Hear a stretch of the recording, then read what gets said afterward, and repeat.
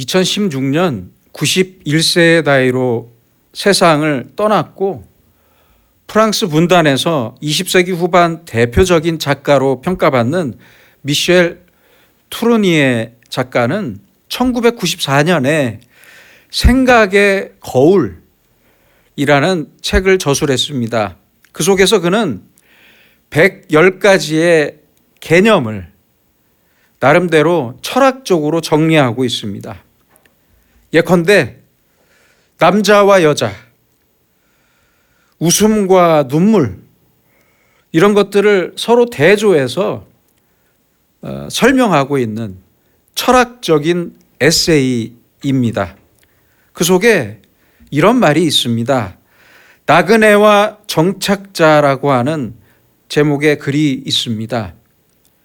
그러면서 그는 성경에 있는 가인과 아벨을 대표적인 예로 들고 있습니다. 아시는 대로 가인은 농사를 지으면서 정착 생활을 했던 사람이고 아벨은 양을 치면서 풀을 찾아 떠돌던 유목민이었습니다.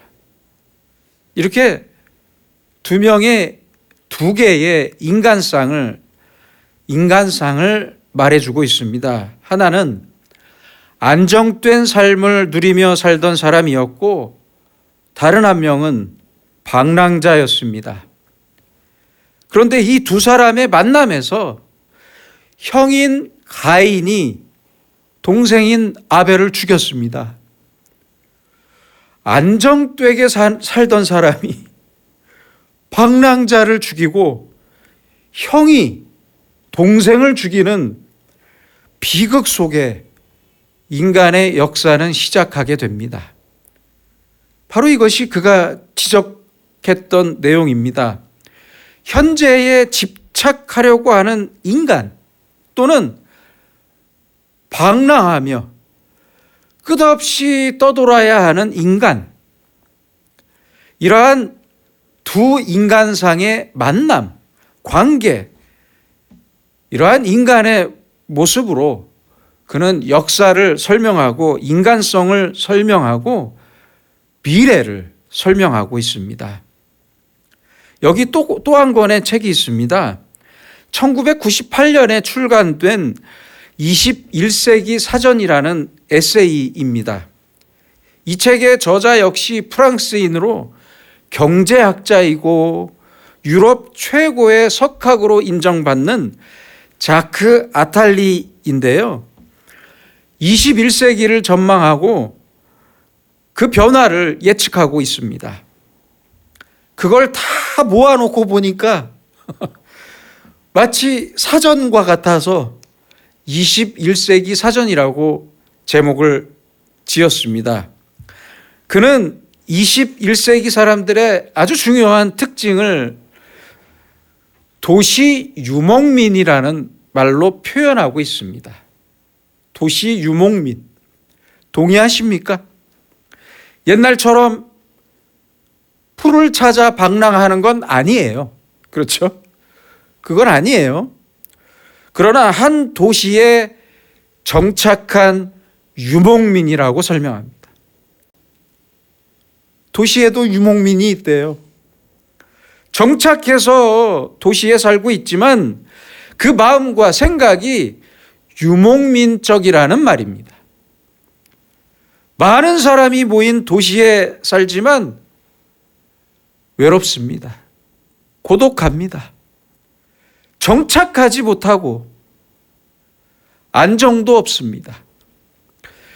밥 한 끼를 먹지 못해서 오직 먹고 살기 위해 도시에서 사람 많은 도시에서 아침부터 밤까지 헤매고 다녀야 하는 그런 불쌍한 방랑해야 하는 유목민이 있고 또 하나는 나름 경제적으로 넉넉하고 모든 여건을 잘 갖추고 있고 스스로 만족하고 있지만 여전히 유목민으로 사는 사람들이 있다고 말하고 있습니다.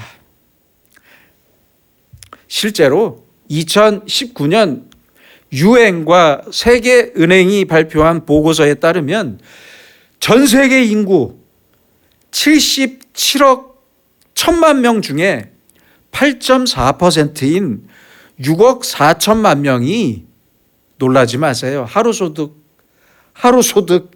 2.15달러 이하였습니다. 현재 우리나라 환율로 3,168원이에요. 이 돈으로 생활해요. 그리고 50%인 38억 5천만 명이 하루소득 10달러. 현재 환율로 생각하면 14,768원입니다. 상상이 가십니까? 지금 우리는 너무 잘 살고 있는 거예요. 부모님한테 감사하세요. 부모님한테. 이렇게 하루에 한 끼를 크게 걱정하면서 한 끼의 식사를 위해 방랑하는 사람들이 많습니다. 유목민처럼 말입니다. 2021년 보건복지부 발표에 따르면 우리나라도 하루 평균 9명이 고독사하고 있어요. 하루 평균 9명이 고독사하고 있어요.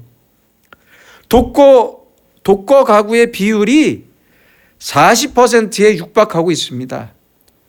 고령화가 가속되고 있고 우리나라 국민 대부분이 자기의 고독사를 걱정하고 있는 지금 우리는 분명히 유목민입니다. 그렇죠? 그러므로 현대인은 누구나 정착할 곳이 없는 나그네이고 어디에서 어떻게 살든지 잘 살든지 못 살든지 모두 나그네로서 사는 것이 현대인의 모습이라고, 솔직한 모습이라고 말할 수 있겠습니다. 그렇잖아요. 오늘 성경 본문에서도 인생은 나그네와 같다고 말씀하고 있습니다. 나그네는 세 종류의 나그네가 있는데요. 먼저는 자기가 나그네인 것을 모르고 사는 나그네입니다. 그래서 계속 자기 삶에 집착해요. 안정을 찾으려고 하고 애를 씁니다만 결국에는 다 헛된 일이 되고 맙니다. 그렇습니다. 이룰 수가 없습니다. 결코 안정을 이루지 못합니다. 그러면서도 이 세상이 전부인 것처럼 살아보려고 애를 씁니다. 참 어느 때 보면 답답해요. 여러분 잊지 마세요. 우리의 인생은 나그네 인생입니다. 다 떠나야 해요. 지금까지 단 한 사람도 떠나지 않은 사람 없습니다. 어디 있습니까? 돈이나 명예를 아무리 많이 가져봐야 결국에는 별 의미가 없어요. 아무 의미가 없는데도 그 사실을 모르고 살아가고 있습니다. 개인적인 말씀이라 죄송하지만 실화입니다. 제가 겪었던 일이에요. 제가 예전에 정말 잘 사는 집을 가봤어요. 정말 궁전 같은 집을 가봤습니다.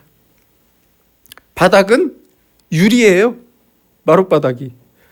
그 유리 밑으로 물고기가 지나다녀요. 진짜예요. 온갖 멋진 조명과 함께 물고기가 지나다녀요. 아주 그 마루가 큰 어항이에요. 어항. 그 밑에가. 그리고 너무 좋은 가구들이 많았어요.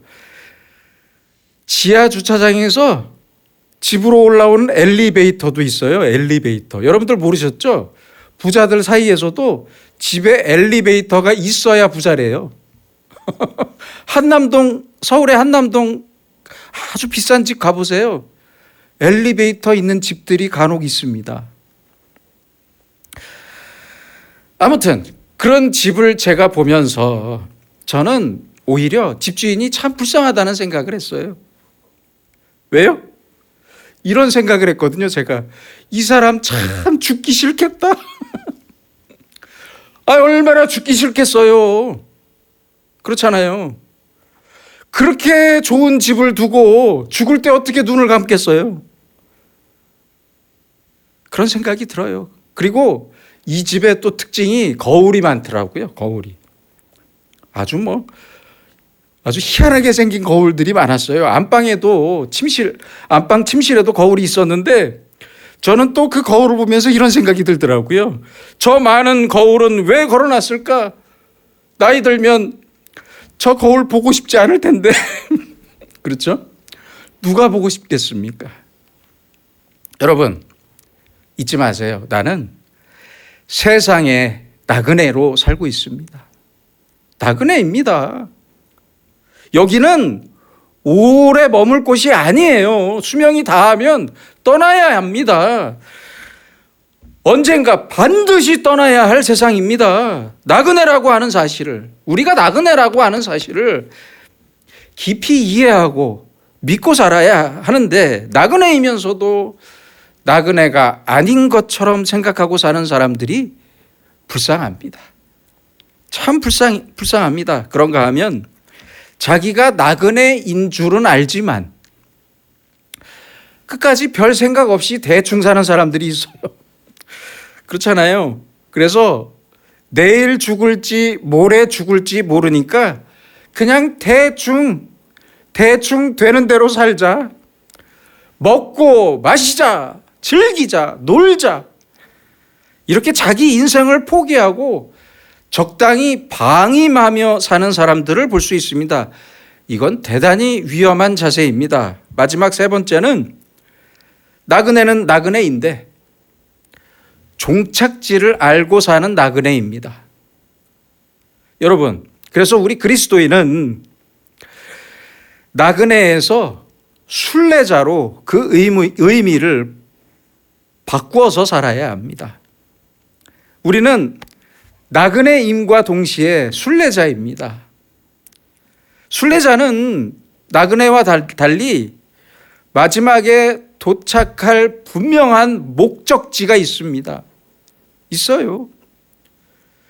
지금도 우리는 우리의 마지막 목적지를 향해 가고 있습니다. 그러므로 인생의 순례자인 그리스도인에게 한 시간 하루하루 사는 것이 다 소중한 시간이 됩니다. 너무 소중한 시간들이에요.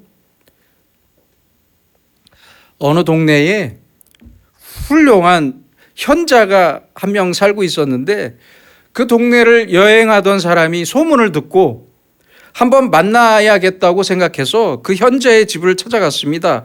갔더니 다른 가구는 하나도 없고 보이시는 사진처럼 침대 하나, 식탁 하나, 의자 하나, 그리고 책 몇 권이 전부였다고 합니다.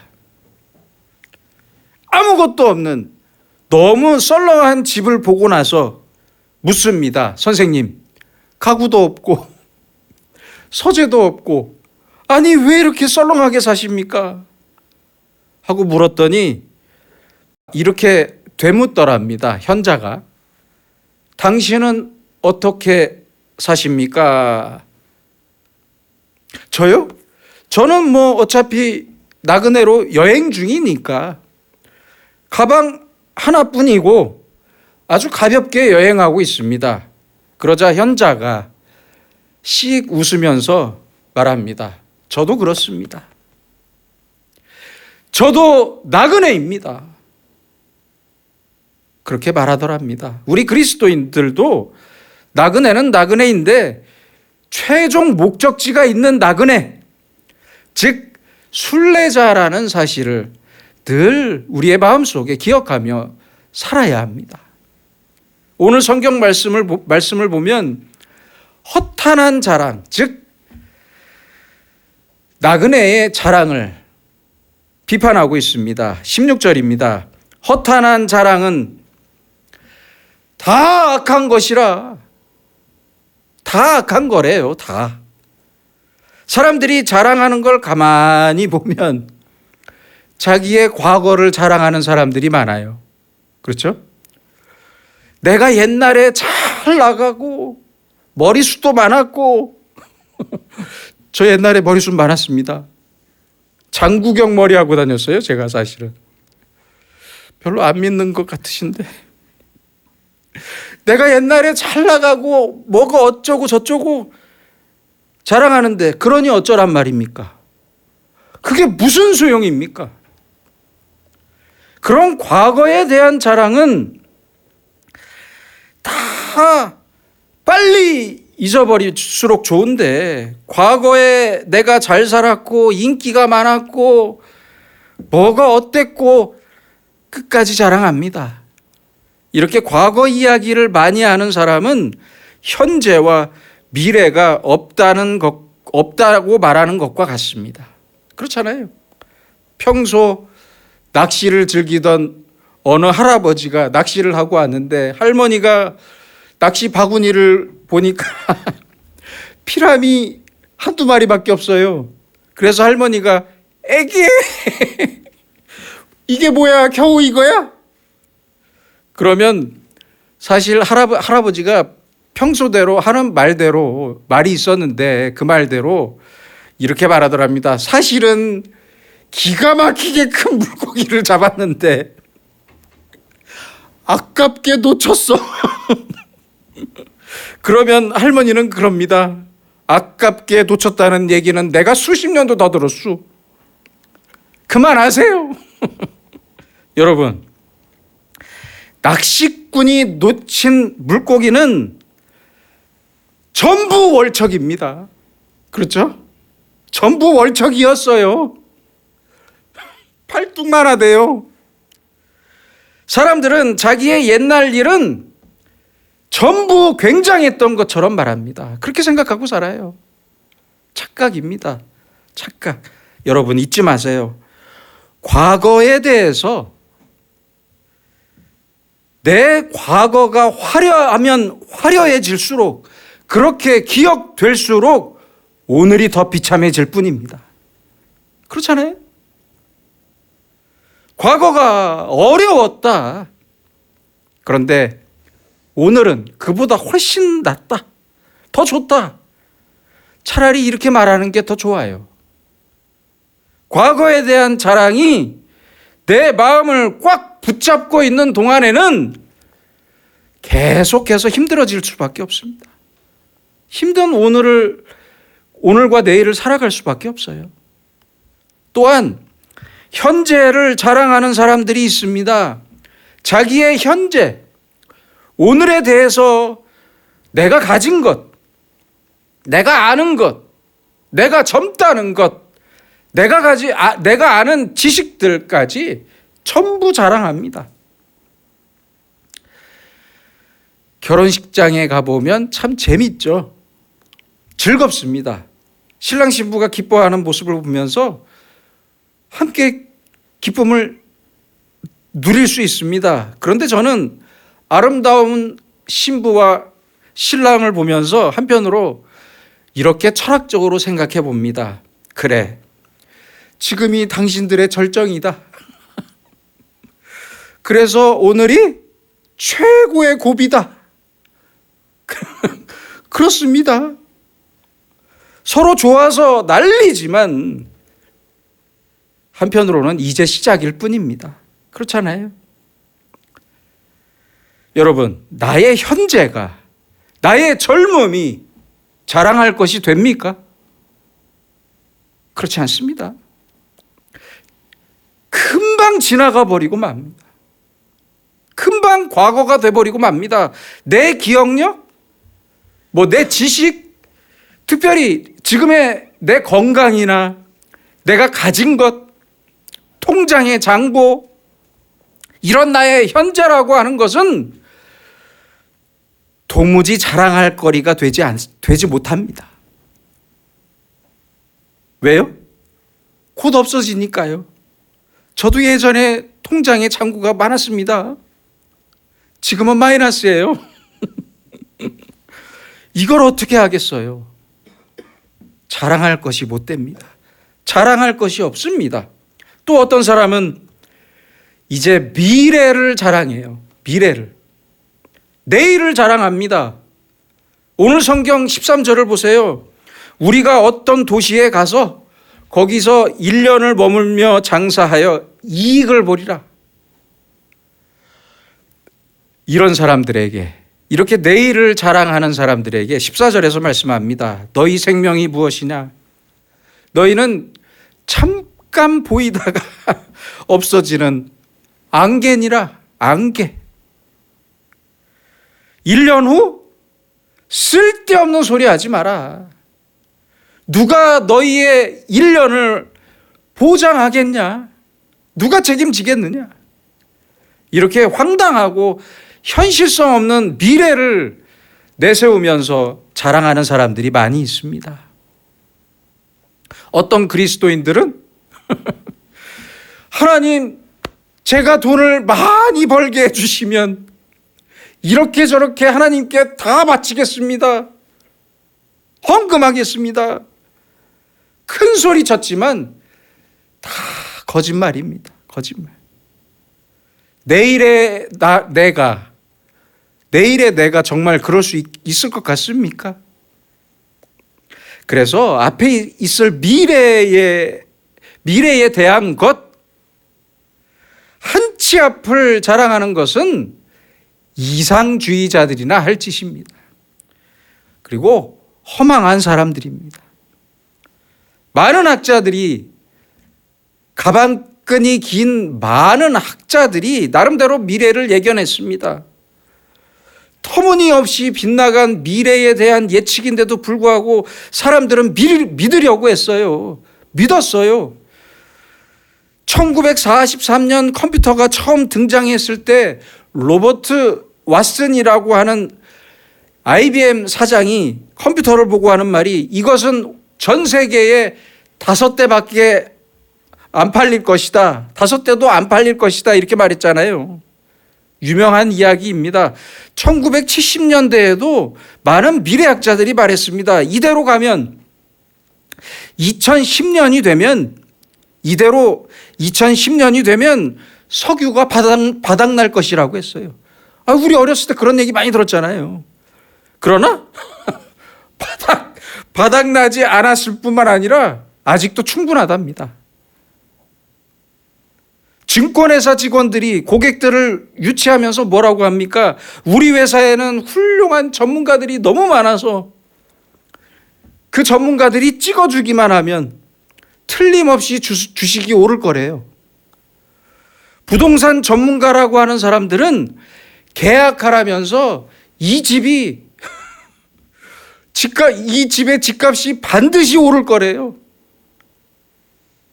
아니, 그럼 주식이 됐던 집이 됐던 몰래 자기 혼자 하지 왜 가르쳐 줍니까? 왜 이익을 나누겠습니까? 믿지 마세요. 우리는 종종 내일과 미래에 대해서 이렇게 저렇게 예측하면서 보이지 않는 내일의 이익을 자랑하지만 이 얼마나 허망하고 무책임한 일입니까? 그렇잖아요. 여러분, 우리가 나그네이고 순례자임을 잊지 말아야 합니다. 나그네는 내가 나그네임을 알아야 하고 순례자로서의 정체의식이 있어야 합니다. 그러니까 현재에 집착하지 맙시다. 모든 것은 다 지나가 버리고 맙니다. 그러니까 이 말을 잊지 마세요. Life is a process. 우리 인생은 지나가는 과정일 뿐입니다. 과정. 그러므로 우리에게는 최종 목적지, 마지막 정착지가 있음을 알아야 합니다. 우리도 정착지가 있어요. 그래서 우리는 순례자입니다. 오메가 포인트가 있고 마지막 목적지가 있고 목표가 있습니다. 예수님께서는 우리에게 분명히 말씀하셨습니다. 너희는 마음에 근심하지 말라. 하나님을 믿으니 또 나를 믿으라. 내가 너희를 위하여 거처를 예비하러 가노니 나 있는 곳에 너희도 있게 하리라. 내가 곧 길이요 진리요 생명이니 나로 말미암지 않고는 아버지께로 올 자가 없느니라. 얼마나 힘이 되는 말씀입니까? 예수님께서 먼저 확실하게 우리의 미래를 보여주셨고 확증해 주셨고 약속해 주셨습니다. 어떤 사람이요, 죽으면서 자기 묘비의 비문을 자기 손으로 이렇게 적었대요. 지금 당신들이 존재하듯이 나도 존재했었고, 지금 내가 죽어 있듯이 당신들도 죽을 것이다. 그러니 이런 나를 따를 준비를 하라. 그러자 어느 여행객이 이 묘비를 읽고 나서 그 밑에 이렇게 메모를 썼습니다. 당신이 어떤 곳으로 갔는지 알지 못하기 때문에 당신을 따를 의사가 없습니다. 여러분, 어디로 가는지 모르는 사람은 따라가면 안 됩니다. 따라가지 마세요. 부탁입니다. 그런 사람들 따라가다가 이단에 빠지는 거예요.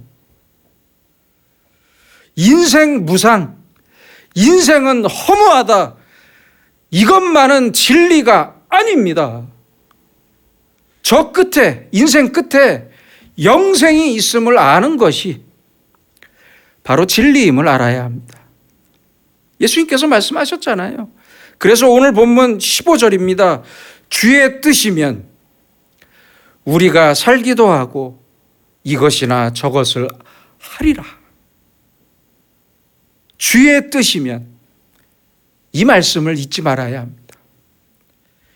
인생의 나그네, 인생의 순례자인 우리는 내가 할 수 있는 것과 할 수 없는 것, 알 수 있는 것과 알 수 없는 것, 가질 수 있는 것과 가질 수 없는 것을 구별할 줄 알아야 합니다.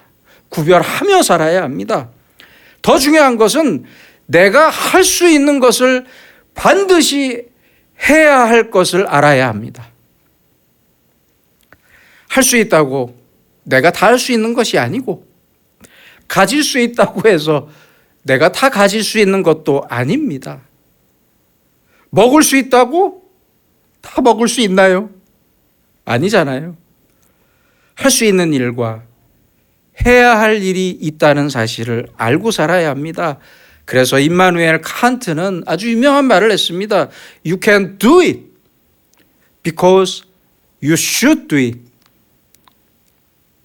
너는 그것을 할 수 있다. 왜냐하면 그것을 해야만 하기 때문이다. 얼마나 중요한 말입니까? 잊지 마세요. 내가 해야 할 일을 하지 않으면 하지 말아야 할 일을 하게 됩니다. 내가 있어야 할 곳에 있지 않으면 있지 말아야 할 곳에 있게 됩니다. 잊지 마세요. 그렇게 사는 거예요. 인생의 순례자인 우리는 오늘 해야 할 일을 반드시 하며 살아야 합니다. 반드시 해야만 합니다. 해야 하는 일을 할 때 할 수 있는 겁니다. 칸트의 말처럼 말입니다. 오늘 본문 17절입니다. 그러므로 사람이 선을 행할 줄 알고도 행하지 아니하면 죄니라. 죄예요. 해야 하는 줄 압니다. 할 수도 있었습니다. 그러나 행하지 않았습니다. 선을 행해야 하는 줄도 알고 할 수도 있었지만 기도하지 않았고 말씀을 읽지 않고 돕지 않고 베풀지 않았다면 이것은 큰 죄가 되는 것입니다. 오늘의 우리도 인생의 나그네로서 순례자의 길을 가고 있습니다. 이런 내가 오늘 무엇을 해야 합니까? 무엇을 해야 합니까? 내가 오늘 마땅히 해야 할 일, 기도하고 말씀 읽고 선을 행하면서 살 때 하나님께서 우리에게 기쁨과 은사와 지혜를 주시고 기쁨과 평안을 주시고 해야 할 일을 할 수 있는 새로운 능력을 반드시 주실 것입니다. 기도하겠습니다. 우리 인생의 주인이신 아버지 하나님, 우리는 나이가 들수록 인생의 나그네임을 절감하며 살고 있습니다. 추운 계절로 바뀌고 해가 바뀔 때마다 더 느끼고 있지만 그저 현재에 머물고만 싶은 아쉬움이 많고 미련도 많아서 보다 더 밝은 내일과 미래를 소망하지 못함을 용서해 주시옵소서. 주여 간절히 기도하오니 오늘부터는 순례자의 바른 의식을 갖게 하셔서 우리가 마땅히 갈 길을 가고 당연히 해야 할 일을 기쁘게 행함으로써 먼 훗날 오늘을 되돌아보면서 큰 보람을 느끼며 감사할 수 있는 지혜로운 순례자로서 살게 하여 주시옵소서. 예수님의 이름으로 기도드립니다. 아멘.